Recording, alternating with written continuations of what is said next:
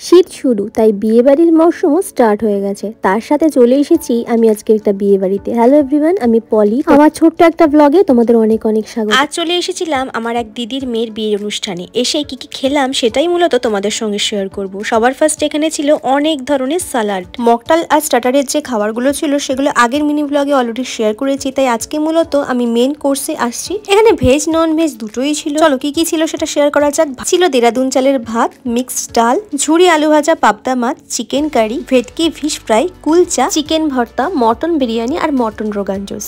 সমস্ত কিছু মিলিয়ে একেবারে সেই খাবার দাবার ছিল, যেটা আমি প্লেটে খুব সুন্দর করে সাজিয়ে নিয়েছিলাম। বিয়ে বাড়িতে মূলত 1000 থেকে 1200 লোকের নিমন্ত্রণ ছিল, আর আমরা এসেছিলাম সবার লাস্ট। বোন যেহেতু ব্রাইডাল মেকআপ শিখছে, তাই আজকে ওর ডাক পড়েছিল সেখানেই। তো ওদেরকে সাজাতে গিয়ে দেখো নিজেরাই ভালো করে সাজতে পারিনি। তবে সাজতে পারি না তো কি হয়েছে, খাওয়াটা বেশ ভালো করেই সবাই খেয়েছিলাম। তারপরে ছিল আনারসের চাটনি, পাঁপড়, 2 রকমের মিষ্টি, আর ছিল দারুণ একটা আইসক্রিম, যেটা খেয়ে সবার মন ভরে গেছিল। তারপরে আর কি বাজি ফাটানো দেখছিলাম অনেকক্ষণ ধরে। বিয়ে বাড়িটা মূলত ভাড়া হয়েছিল শেয়ারা ফুলের একটা বড় বাগান বাড়িতে, যেটা অনেকটা পরিমাণ এরিয়া জুড়ে ছিল। আর এই বাজিগুলো দেখতে তাই ভীষণ ভালো লাগছিল।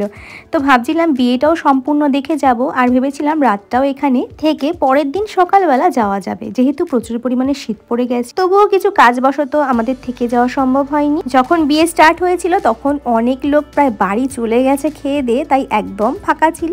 তাই আমরা কিছুক্ষণ বিয়ে দেখার পরই বাড়ি এসে গেছিলাম। আর মণ্ডপটা এখানকার একটু যা সাজিয়েছিল দুর্দান্ত, তোমরা দেখেই বুঝতে পারছো কি দারুণ মণ্ডপ সাজিয়েছে।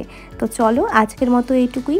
ব্লগটা তোমাদের কীরকম লাগলো অবশ্যই কিন্তু কমেন্টে জানিও। আর এরকম ব্লগ দেখতে চাইলে অবশ্যই চ্যানেলটিকে সাবস্ক্রাইব করে রেখো। চলে আসবো নেক্সট ব্লগে, যেখানে অনেক ভালো ভালো ভিডিও থাকবে। ততক্ষণ তোমরা আমার পাশে থেকো আর চ্যানেলটিকে সাবস্ক্রাইব করে দিও। আজকের মতো বাই, সবাই ভালো থেকো।